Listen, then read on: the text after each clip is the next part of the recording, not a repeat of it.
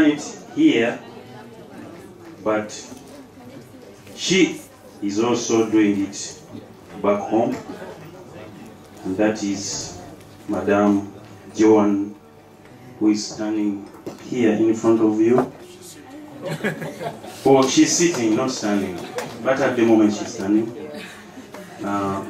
She will talk a little bit about what she has done and what she's still doing.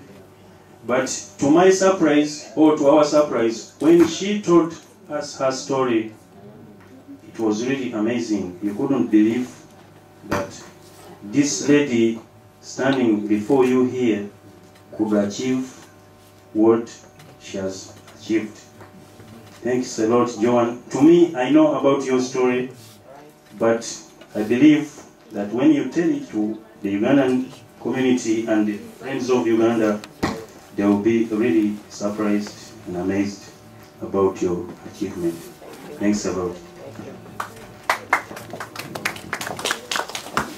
Thank you so much, MC, Chairman, Pearl of Africa, Mama Watoto, and our guest of honor. Ladies and gentlemen, good evening. My name is John Nanzige Chitoziwede. Yeah, that's quite a long thing, yeah? I was born in Jinja, that is in Wanyange, where I'm glad that my parents had a little bit of money to make this study. But unfortunately, in our village, there are so many other projects. In 2005, and of course, as you know, it's easy to give out things in this country than giving out money, yeah? Well, there are so many things which are being thrown on the streets of Rotterdam, where Rotterdam and Amsterdam, we have our differences, of course, Ajax and Feyenoord, but it's not about that tonight. So I decided to collect a lot of stuffs which were being thrown on the streets in order to transport them there and to help the children between 12 and 18 years. Unfortunately, it was not possible for that age, but it didn't kill my dream. So I decided that I had to do everything possible in order to keep on my dream. My dream was to help the unfortunate children, people who are very disadvantaged in the village where I came from. Well, it sort of succeeded. Well, at the moment, since 2005, well, I'm breaking up everything because of shortage of time. It's quite a long story, which I can't tell in just a few minutes, of course. I come from a teaching family whereby so many of my people, including my mother, are teachers. So my mother, being a retired teacher, she asked for a nursery school. I thought, okay, it won't only be a nursery school, but if possible, I want to fulfill her dreams by building a normal school, because that was really her dream. So from sending containers to Uganda, to these unfortunate people in the village, at one moment it clicked in my brain that we didn't have a place to put these computers, the sewing machines, the everything, because I had put an advertisement in the village where I'm living in Spijkenisse, just on the outskirts of Rotterdam.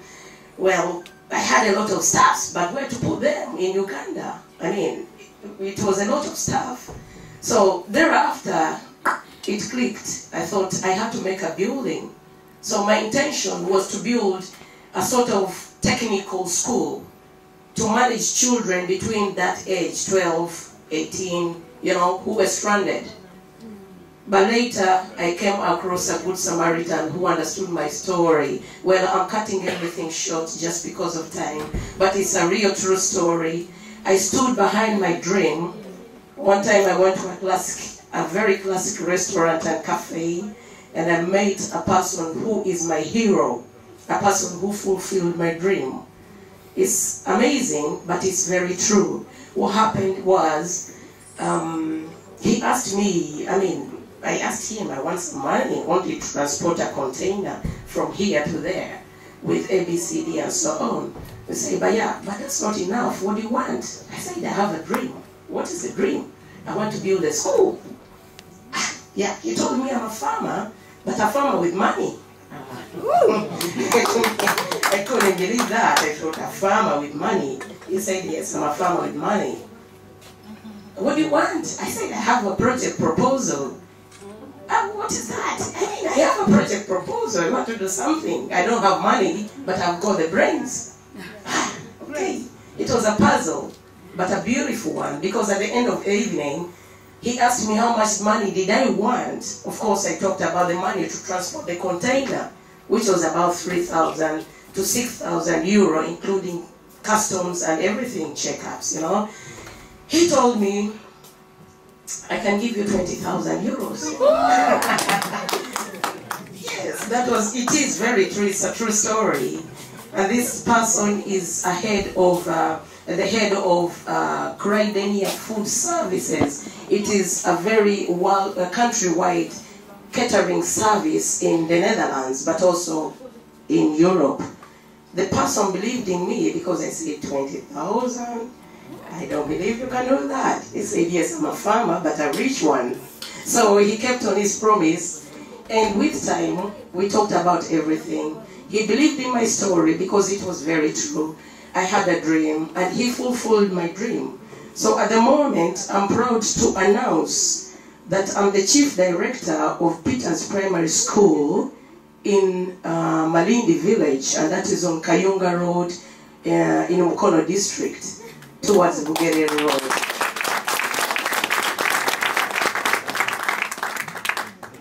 We started in 2005, and that was only with a lot of this and ABCD. We managed to build the school in 8 months' time. Wow. So the school will be 1 year old on the 22nd of January next year. Okay. And the school is called Peter's Primary School, Malindi. But I named it Peter because of him. His name is Peter Cridenia. So he doesn't use Cridenia in Uganda. Will be a very complicated thing, you know, for so many people, I guess, you know. But to honor him, I had to call the school Peter. That's right. So it's Peter Primary School, Malindi, and it is in Mukono District on Kayunga Road, just 7 kilometers from Jinja town. So I think if you're in Jinja, please, you are very much welcome. On top of that, I would have loved to show you the beginning and the end, but unfortunately, I think we don't have time, according to what I know. No, okay. Well, maybe later for the people who will be still here, I'll show you how far we have gone. So we have managed to achieve a whole academic square whereby we have a complete computer laboratory. We have a technical laboratory, and this primary school, I would like to make it a very small, comfortable primary school. And not only that, from January next year, we'll be having 2 dormitories. We already have a dining hall and kitchen, so I think we are really blessed. I'm so happy to have done this because I started with a girlfriend from Kenya. I thought, okay, when we do this in Uganda, we shall do that in Kenya. We make an extension. But my girlfriend was very impatient, but I could understand because I was working in a hospital then, 40 hours a week. But after that, you have to go and pick up all the things from wherever, because you made an advertisement in the newspapers and on the television that you are looking for things. And in Holland, they give a lot of things, you know. You know, they buy today and throw away tomorrow. Isn't it? Yeah. Yes, they do. Money may be difficult, but on my own. So not so many people believe how far I've come because I've struggled alone. And I know that with hard working, you'll always be paid, you know. When you start something, don't get devastated. When you start with a girlfriend or a friend or whatever, if somebody tells you, oh, not today, I'm tired, I don't want to do that. If you believe in yourself, please, it will happen.